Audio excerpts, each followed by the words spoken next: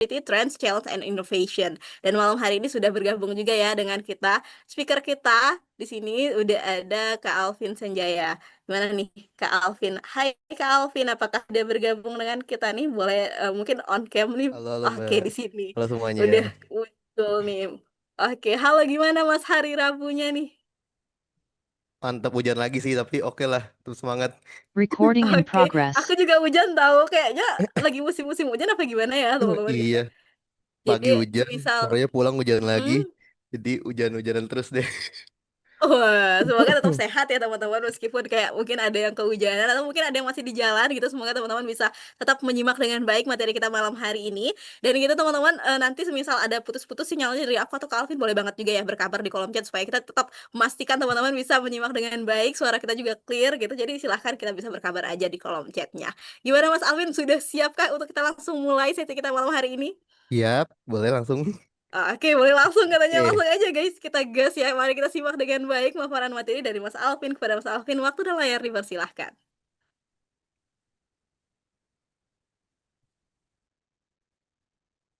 oke, screen saya udah kelihatan ya, teman-teman. Aman banget, Mas. Oke. Wes, ketemu lagi kita di sesi ketiga Digital Skill Fair 447.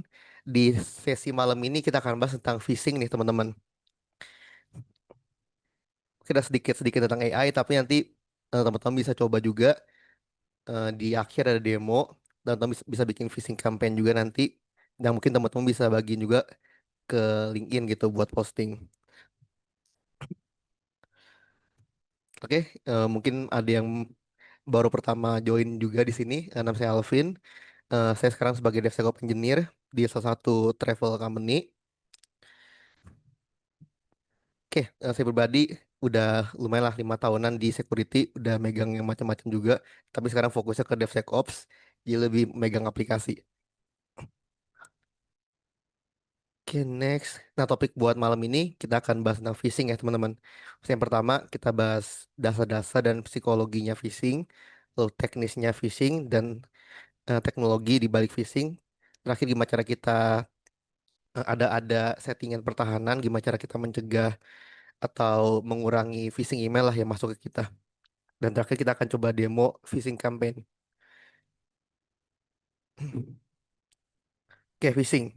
Sebenarnya kalau kita lihat, mungkin kalau teman-teman udah masuk di cyber security dan ngelihat-ngelihat apa sih titik terlemah cara masuk ke suatu sistem gitu, dan banyak yang bilang bahwa manusia itu titik terlemah lah dari suatu sistem.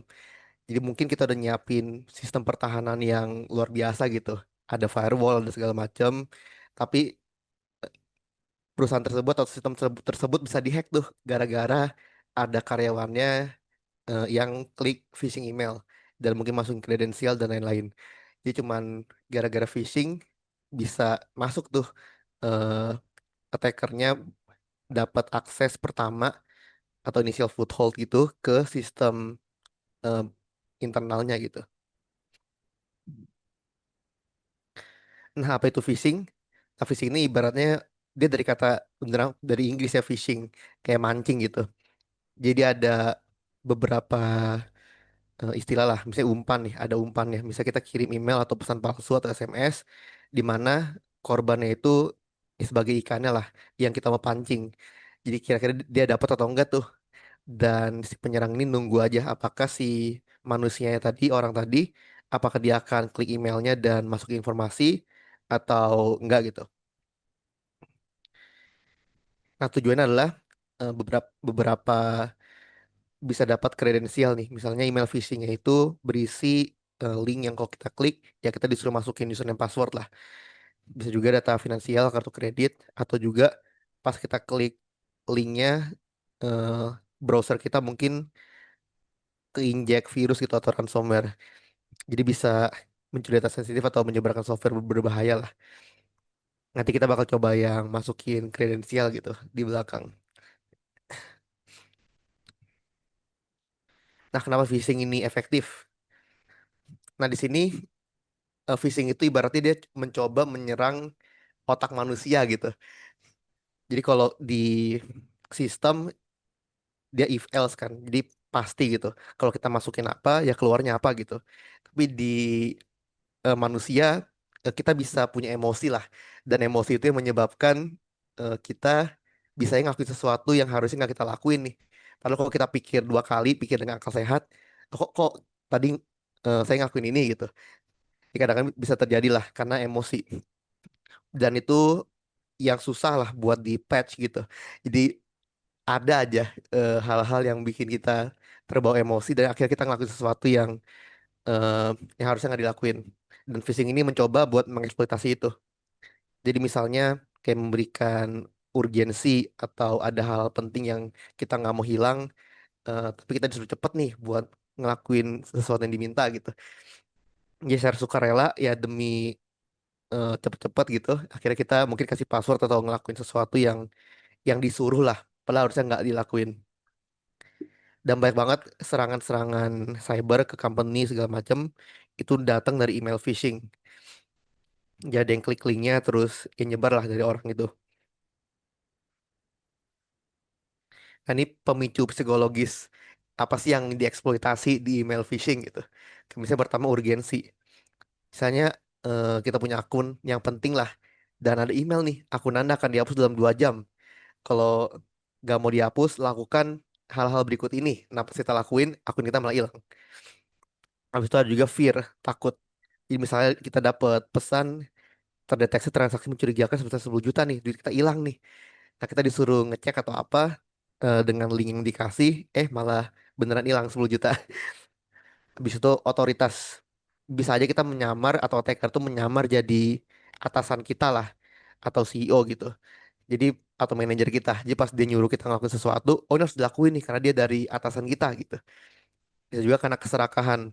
Jadi dia manfaatin keserakahan kita kayak buat dapetin ini itu kayak too good to be true lah. Dia ngasih di kita duit banyak nih, tapi cuman klik-klik ini aja itu kan too good to be true itu. Jadi ini hal-hal yang dieksploitasi oleh phishing email buat ngedapetin hal-hal yang diinginkan lah.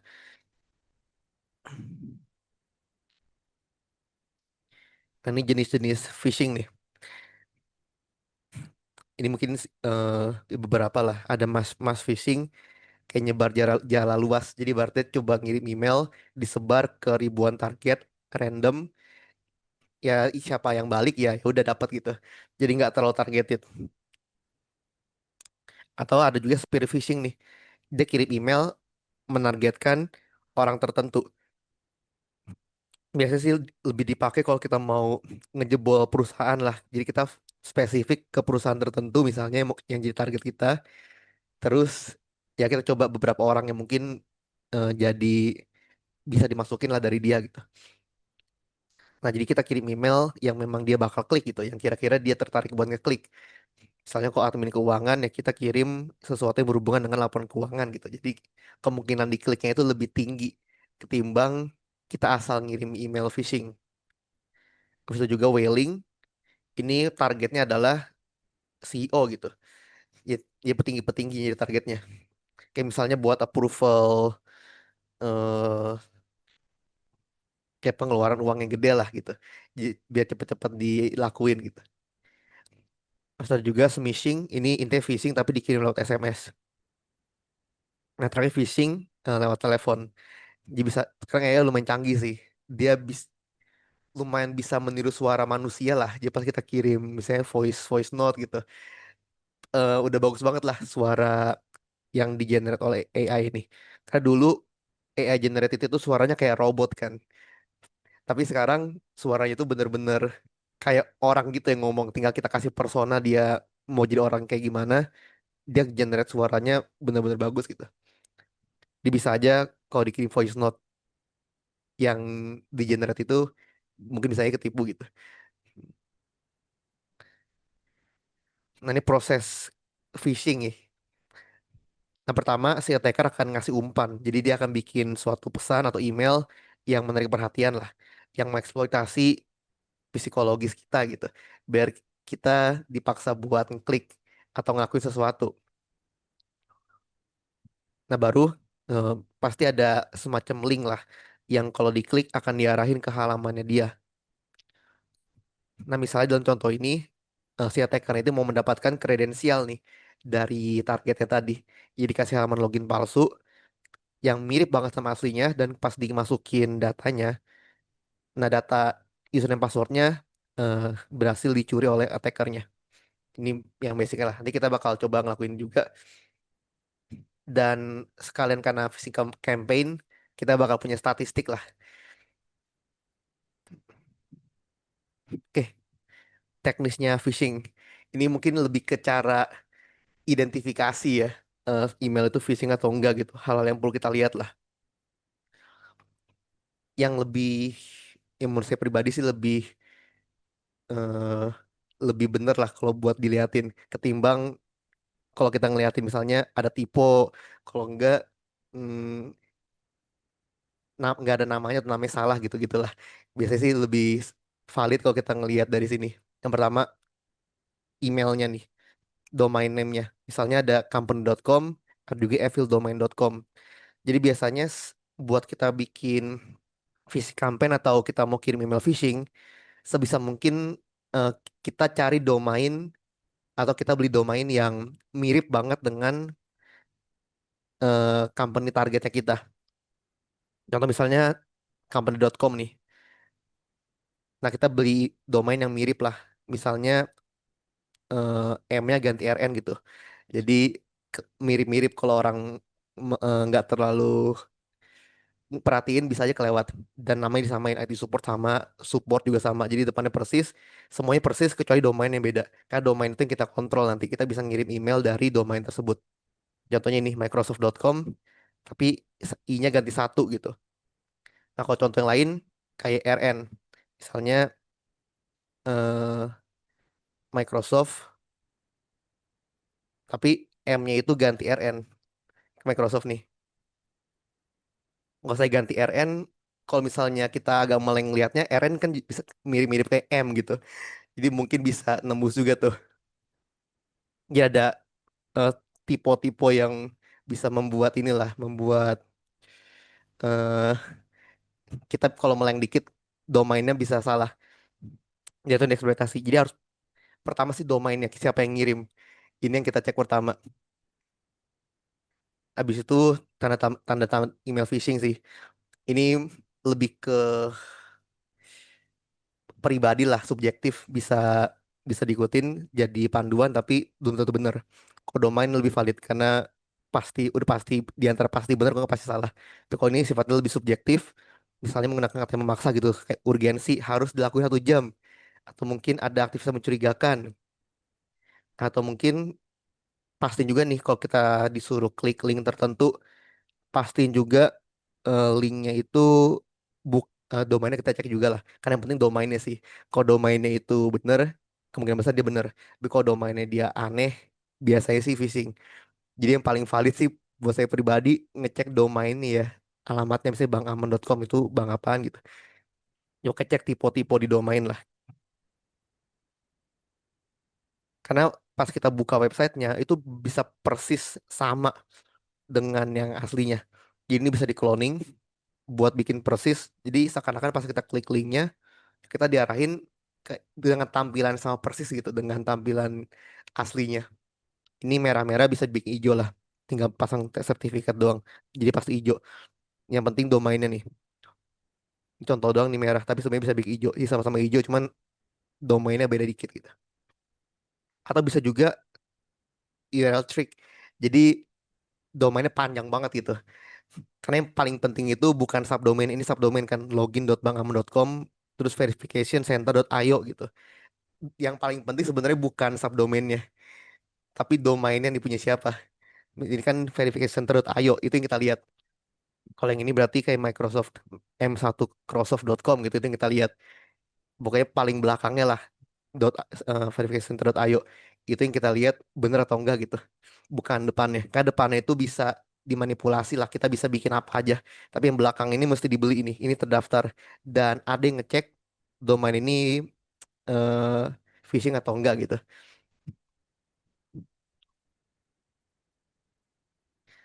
Jadi kalau misalnya gimana sih data itu diambil. biasanya kita pakai sistem sih. Misalnya nanti kita bakal pakai GoFish untuk coba simulasinya. Dan GoFish nanti bisa nyimpen lah, dia kayak platform emang buat phishing campaign.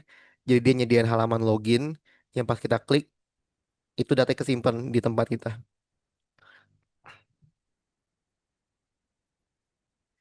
Habis itu bisa juga dengan session hijacking ya. Jadi misalnya si attacker ini dia phishing itu mencuri password dari usernya nih. Mungkin contohnya lebih ke user login tapi lewat si attacker. Jadi dia ngelihat traffic lah di tengah-tengah dia. Dan itu bisa ngelihat session cookie-nya juga pas udah berhasil login. Jadi dia bisa login cukup pakai cookie-nya aja tanpa perlu passwordnya.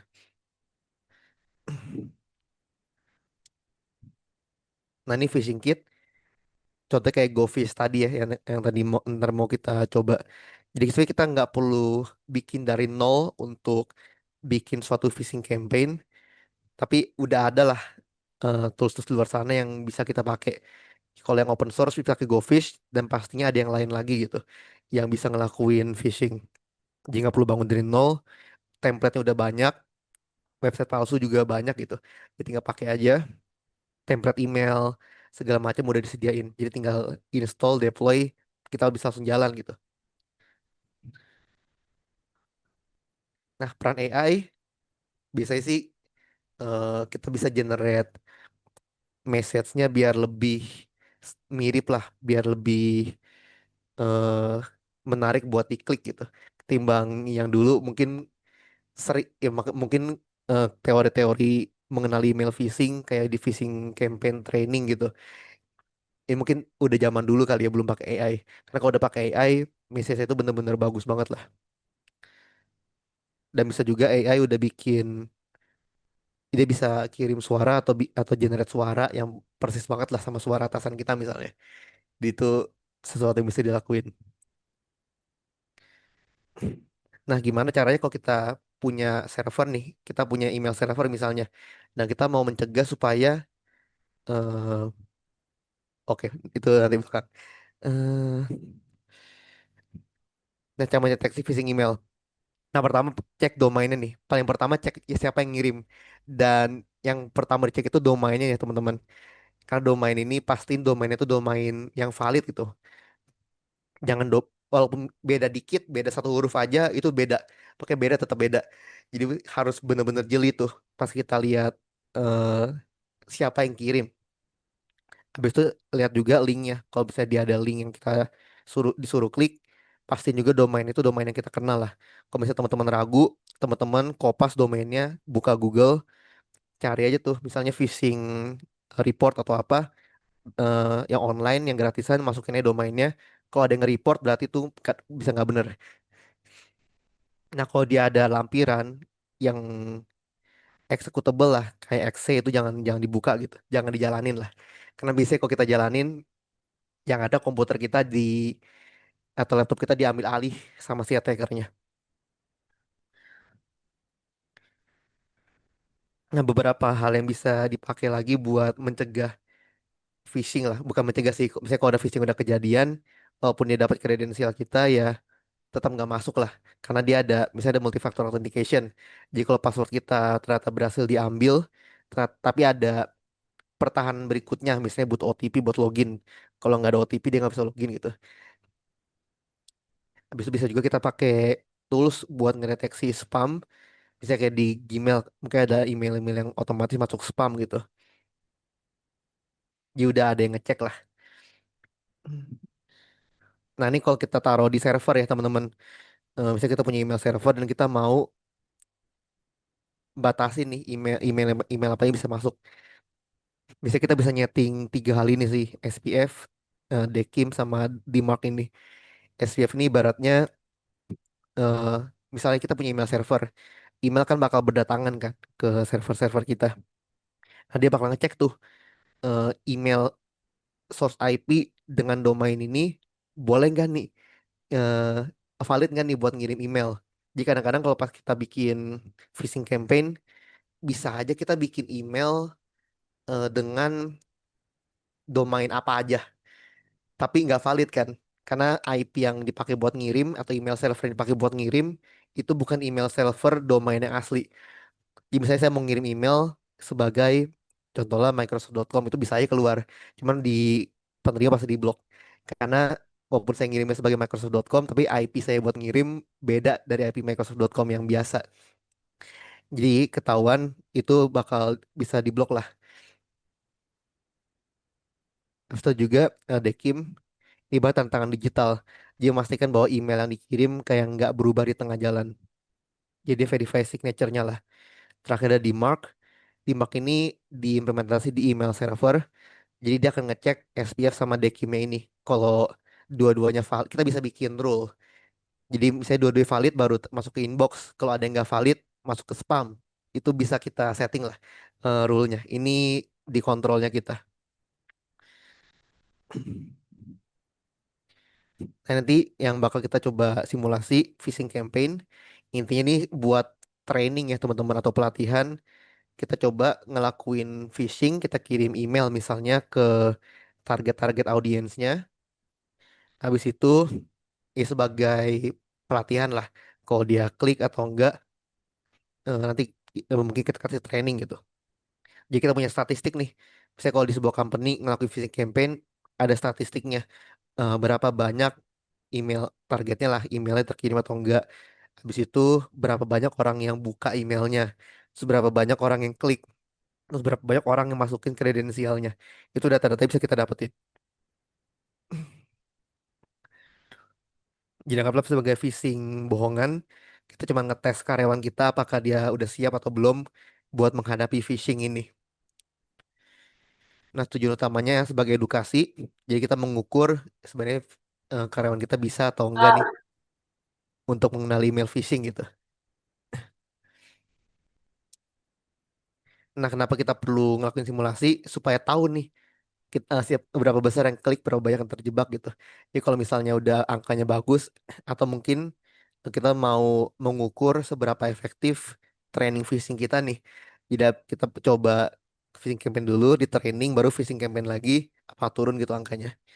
Terus melatih insting karyawan juga biar lebih waspada dan mengurangi resiko juga untuk attacker masuk dari phishing. Saya pribadi pernah juga tuh dapat saya phishing email kayak phishing emailnya ini formatnya persis banget lah dengan slip gaji bulanan dan dikirim persis juga di tanggal gajian. Jadi slip gaji itu banyak yang kena juga itu. Itu kayak spare phishing lah, benar-benar menargetkan karyawan di hari gajiannya dengan slip gaji tapi linknya beda. Jadi banyak macam-macam lah. Itu yang dulu saya pernah ngeklik juga. Nah mungkin sebelum kita demo, mungkin kita lihat satu studi kasus ya. Ini yang sebenarnya kemarin sempat disinggung, NPM supply chain attack, tapi jalur masuk pertamanya dari phishing nih teman-teman. Ini baru dapat artikel yang benar-benar bagus nih. Ini kejadiannya emang sekitar September 2025. Jadi awal September 2025 adalah banyak 20 NPM package yang populer yang kalau ditotalin jumlah download per minggunya itu 2,67 miliar download. Jadi banyak banget yang download package ini. Jadi supply chain attack ini berasal dari phishing campaign yang target maintainer. Jadi maintainer dari NPM package ini atau developer package-nya itu ditarget tuh. Dan ketika ada yang masukin kredensial, which is mereka-mereka ini, si attackernya ini upload package yang berbahaya yang buat nge-hijack cryptocurrency transaction lah. Jadi pas kita ngirim, misalnya kita mau transfer kripto, nah dia akan tahu ada transfer kripto dan dia akan ganti tujuan walletnya. Jadi tujuan walletnya diubah ke attackernya biar dia dapat duitnya. Jadi attacker kira-kira dia kirim phishing email sebagai support, ada linknya, ada login palsu, dan ketika ada yang login ngasih kredensialnya dia akan dapat dan dia akan menambahin package-nya. Pasti download dan dipakai ya tadi walletnya jadi penerima gitu.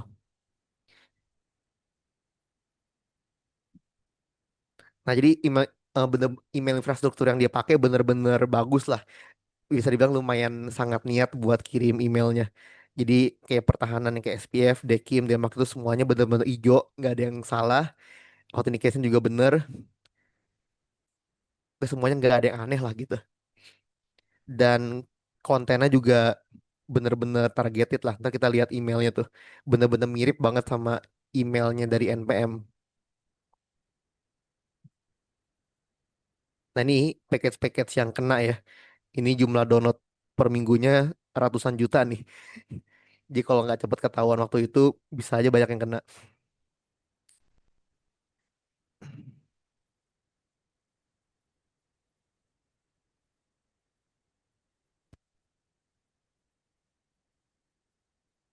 Nah, ini dia email, contoh emailnya ya. Terus, eh, sendernya atau pengirimnya itu support@npmjs.help. Kalau kita lihat domainnya mungkin nggak terlalu curiga karena npmjs.help kan. Habis itu penerima juga mungkin dia punya username sama, bener-bener tertarget. Isi email juga kalau kita lihat sekilas bener-bener kayak npm ngirim kita email kan. Dia pasti ini diklik malah disuruh disuruh masukin kredensial. Nah, makanya pertama kita cek itu adalah domainnya nih teman-teman, npmjs.help. Kita bisa googling aja sih who is. Bisa kita tanda-tanda dia email yang nggak bener. Ini dia. Adalah domain yang diregister baru. Contoh misalnya waktu kejadian ini September 2025 kan. Dia baru diregister bulan 9 nih, September juga. Jadi atau domain yang baru itu perlu buat jadi red flag lah. Karena kalau misalnya bener dari NPM, memang udah bertahun-tahun kan. Harusnya nggak mungkin baru register 2025 dong. Itu yang perlu kita lihat tuh. Domain baru biasanya kemungkinan dia phishing lebih gede. Dia cek-cek aja di Whois atau di mana aja yang buat ngecek ini diregister kapan. Kalau baru harus hati-hati lah. Karena kelihatannya mirip banget kan npmjs.help gitu. Saya bikin di bimbing.help tapi bukan buat bantuin kalian gitu. Dan kalian mungkin percaya-percaya aja gitu. Tapi ini key takeaway-nya kalau dia domain baru biasanya phishing. Kalau lihat di sini, ini mungkin screenshotan waktu kejadian ini lah. Baru 4 hari kan dia. Jadi bener-bener baru domainnya dan langsung dipakai buat ngirim phishing email ini. Dan ternyata dia kena tuh. Dia ambil kredensialnya terus disebar-sebar. Pakai diganti lah codingannya biar masukin malware ini.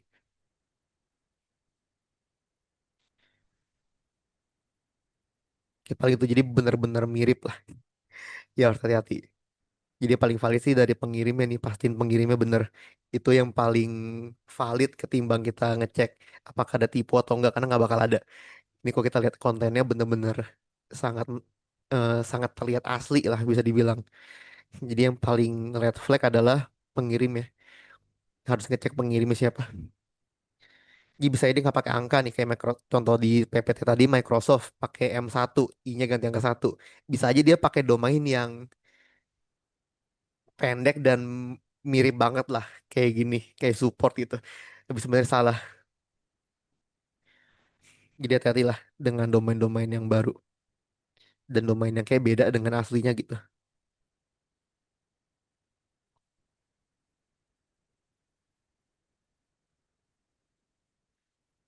Oke, paling itu. Nah, kita coba ngelakuin phishing campaign nih, teman-teman. Nah, buat tools yang kita pakai, kita bakal pakai GoFish. Ini salah satu tools open source yang banyak dipakai lah buat ngelakuin phishing campaign. Ini paling kita ngelakuin yang simple aja nih. Yang penting kita bisa sampai ngirim email dan ngeliat statistiknya kayak gimana. Nah, tahapan kerjanya nanti kita bakal bikin sending profile. Ibaratnya kita bakal hubungin GoFish ini dengan email server supaya nanti GoFish bisa ngirim email. Jadi supaya nanti GoFish bisa ngirim email, nanti kita bakal pakai Gmail. Ntar saya pakai email Gmail yang buat testing lah. Jadi akan kirim email lewat email itu, baru kita bikin template emailnya, mau kita email kayak gimana. Baru kita bikin landing page atau halaman login palsu, baru kita konfigurasi user dan grup mau ngirim ke siapa aja, baru kita kirim targetnya. Nanti kita bisa lihat juga di dashboard ada monitoringnya. Kita bisa lihat siapa yang buka email, siapa aja yang klik, siapa aja masukin data. Jadi mungkin teman-teman penasaran, kok orang bisa tahu kalau kita buka emailnya? Itu bisa tahu ya teman-teman. Jadi eh, jangan kira bahwa oke emailnya di laptop kita nih. Kok dia bisa tahu kalau kita buka email dia? Itu bisa ketahuan. Nanti ada triknya lah. Nanti kita lihat di pas kita sambil jalan. Oke, buat ini saya pribadi di Kali Linux sudah ada Gofish-nya terinstall. Tapi kalau misalnya teman-teman pakai OS yang lain, kayak gimana pun caranya bisa searching-searching atau lihat dokumentasi, jalaninlah tools Gofish.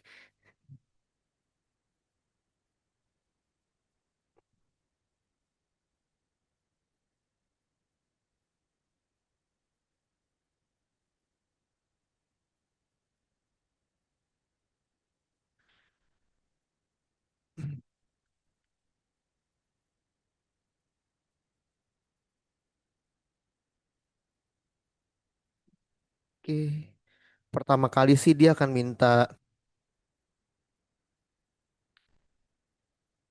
akan ngasih ke kita lah di sini defaultnya apa. Tapi saya udah ganti. Jadi pertama kali kita login, kita bakal ke halaman ini. Ada dashboard, campaign, masih kosong, user juga kosong, email template belum ada, landing page, ini halaman palsu belum ada, setting profile belum, ini buat setting-setting lah. Kita cuma perlu yang atas-atasnya ini yang di setting. Yang pertama, sesuai PPT, kita bikin sending profile dulu nih teman-teman.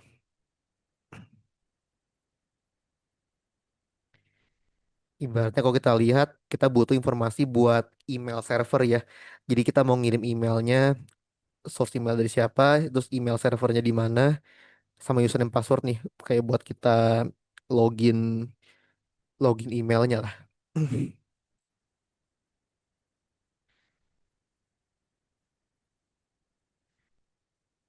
Oke, buat bikin, saya mau ngirim ntar dari sini. Kita bisa manage account, cari yang namanya app password. Nah, buat app password ini muncul, teman-teman mesti setting MFA di Gmail.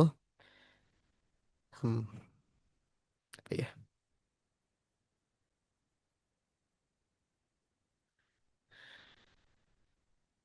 Oke, ini bisa bisa namain apa aja.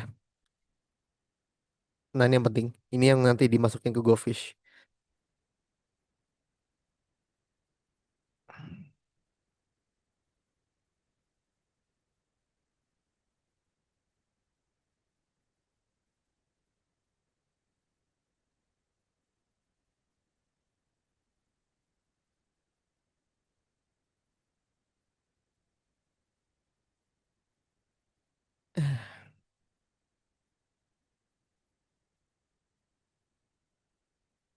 Ya, tadi 3333.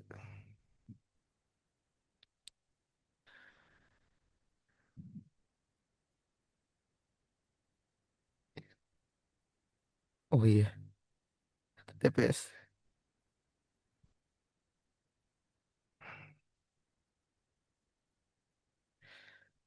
Nah, di sending profile, kita bikin profile baru, misalnya apapun, ini namanya bebas apapun boleh.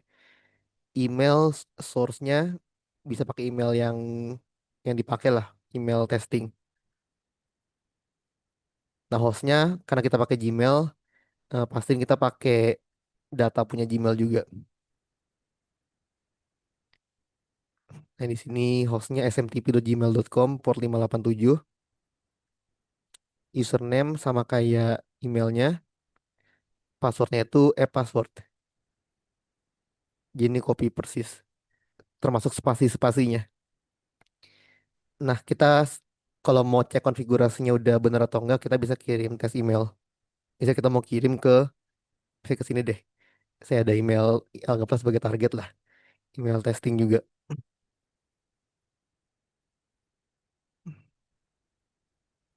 Nah, kita kirim. Jadi kalau konfigurasi kita udah benar semua, harusnya nanti akan ada email masuk nih. Default email from GoFish. Jadi kalau udah masuk begini berarti si GoFish udah bisa ngirim email. Oke, kalau mau tahu ini buat apa itu buat apa, bisa coba ganti nih. Saya ganti namanya jadi bisa nggak ya? Satu dua tiga. Harusnya sih error karena Gmail terlalu bagus.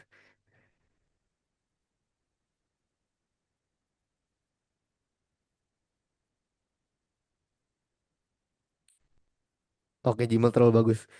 Jadi dia tetap tetap email aslinya. Karena kadang-kadang kalau kita punya email sendiri, kita bisa manipulasi sendernya. Jadi kalau target servernya itu nggak setting SPF Dekim yang benar, ini bisa bisa tembus lah. Kita bisa ngirim email dari siapa aja.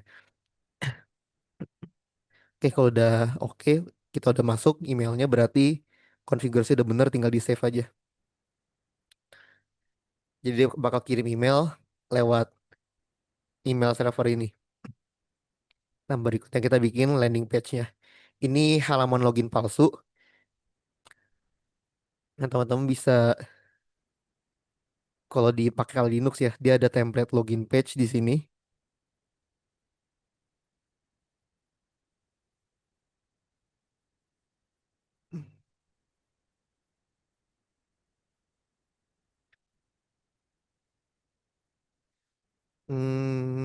Bisa di Google nih. Dia ada intro template. Jadi kalau dibuka isinya sebenarnya halaman login yang udah lama lah. Nah, yang kita perluin adalah source-nya nih. Jadi kita kopas HTML persis, kopas semua. Jadi teman-teman juga bisa tuh tinggal cari halaman apa aja, kopas aja HTML-nya.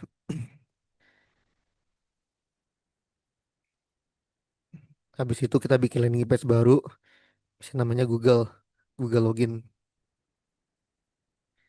Nah, teman-teman masukin HTML-nya, kopas, baru klik capture submitted data. Buset buat apa ya? Oh, dia bisa kita bisa ngarahin, bisa kita mau import dari siapa ntar dia bakal ambil dari sini. Jadi kita bisa itu bisa cloning lah, ibaratnya cloning halaman login yang kita mau clone, halaman login target biar persis nih. Dia pas target yang ngebuka, dia bakal ngebuka halaman itu persis. Redirect bebas ini. Mungkin saya redirectnya ke KIP saya aja deh. Berapa ya? Anggaplah ke sini lah. Ini bebas ini. Mau google.com atau apa juga terserah. Ini intinya kalau mereka udah login, mereka bakal diarahin kemana. Bisa kasih apa aja sih ini. Baru kalau udah bisa tinggal save aja. Jadi buat ini halaman login palsunya kita. Habis itu kita bikin email template. Ini berarti nanti pas kita ngirim email, mau bentukan emailnya kayak gimana. Jadi kita bisa import email, bisa juga bikin HTML sendiri lah. Cuman kalau kita mau bener-bener bagus nih, kita cari email yang menjanjikan lah. Misalnya security alert, login, misalnya halaman ini deh. Jadi kita mau email bentuknya kayak gini. Biar dia klik apalah, terus dia diarahin ke phishing kita. Nah, kita perlu original emailnya, copy to clipboard, di copy aja nih persis. Habis itu import kopas yang tadi, pasta yang tadi.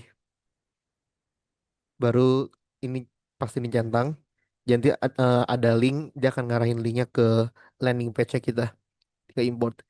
Kita bentukan emailnya kayak gini.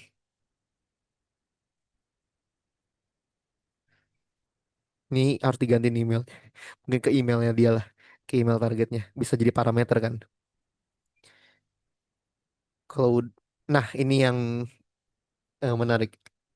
Ada tracking image. Jadi gimana caranya kita bisa tahu target itu udah ngebuka email kita atau belum? Caranya adalah dengan nambahin tracking image. Nah, mungkin kalau teman-teman di company yang lumayan gede ya, biasanya kalau teman-teman buka emailnya teman-teman, apalagi email yang datang dari luar domain kalian, mungkin image-nya itu kosong semua. Jadi kayak gambarnya itu nggak muncul. Jadi cuma muncul tulisannya doang, HTML tulisannya doang lah. Tapi kalau ada gambar apapun kayak gambar Google atau gambar eh, misalnya ada signature, gambar signature itu biasanya nggak ada yang muncul tuh. Nah, kenapa gambar itu dihilangkan?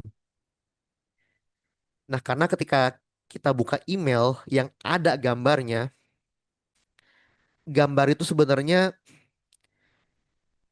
bisa aja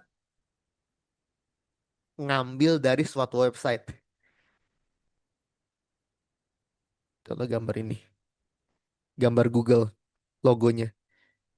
Pas kita buka copy image address, pas kita klik link, kita coba lihat linknya lah. Itu kan sebenarnya ada domainnya kan google.content.com. Jadi sebenarnya dia nge-hosting logonya di suatu tempat. Baru pas kita buka emailnya, dia akan request logonya ke halaman ini. Artinya kalau kita yang pegang kendali server ini, kita kan punya punya log traffic kan. Jadi kalau ada yang akses, kita punya lognya ya kita tahu dia buka. Sama halnya juga dengan tracking image. Jadi kalau kita pas centang tracking image, dia akan nyempilin semacam gambar yang kecil banget, ya mungkin cuma 1 pixel doang, kecil banget nggak kelihatan, tapi itu konsepnya sama. Jadi pas emailnya dibuka, si browser itu akan nge-request ikonnya ke suatu tempat, di mana tempat itu servernya kita punya lognya, kita tahu dia buka. Jadi mungkin dengan parameter-parameter yang menandakan bahwa usernya adalah dia yang buka gitu. Gitu emang tracking image. Selipan pixel image kecil yang nggak kelihatan, tapi ada gambar sebenarnya. Mungkin ada gambar gitu di sini yang cuma 1 pixel yang nggak kelihatan. Bisa kelihatan nggak HTML-nya? Dia nyelipin gambar pasti karena kita centang ini.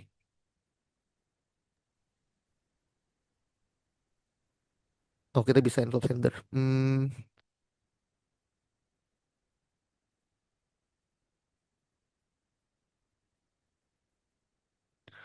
Oh, coba kita testing ya.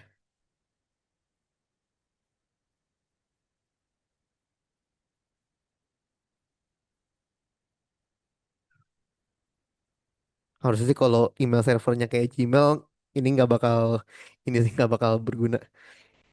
Email template. Coba kita save. Habis itu kita bikin usernya. Ini targetnya mau siapa? Intinya bisa import CSV, bisa juga masukin manual lah.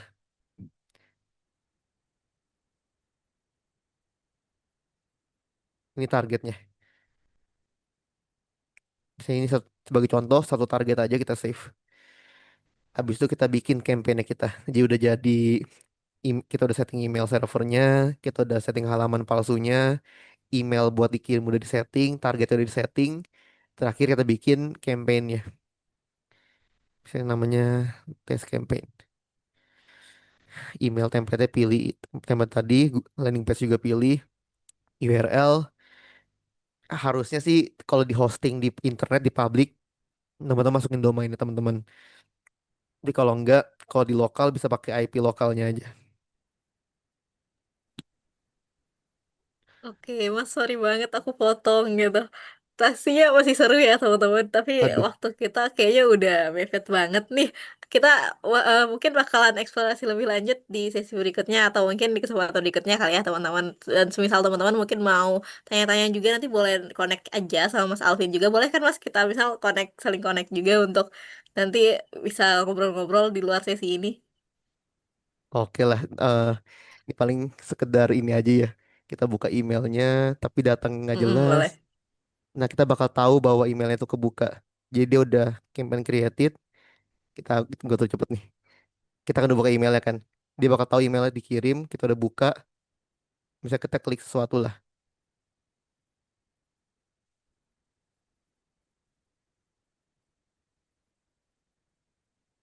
Open. Oh, dia nyuruh lupa TTPS-nya. Tapi ini sih harusnya kelihatan nih di statistik. Udah dikirim. Email udah kita buka.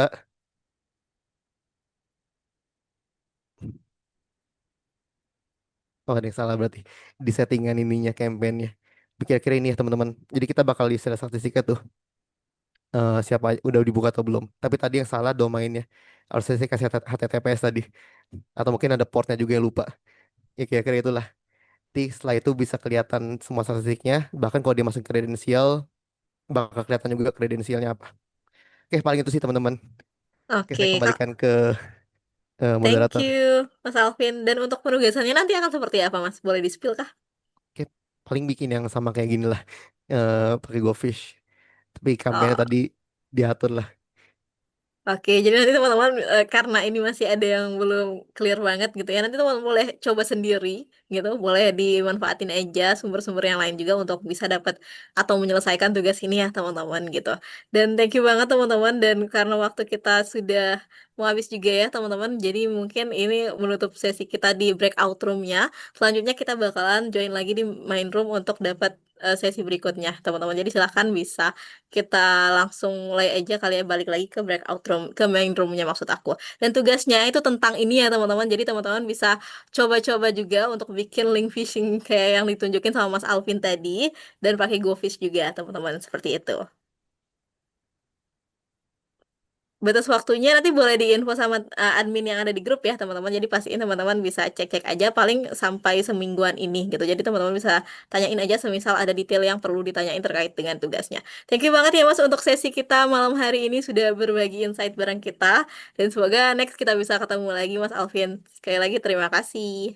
Ya, thank you semuanya. Oke, let's go guys. Kita balik ke main roomnya.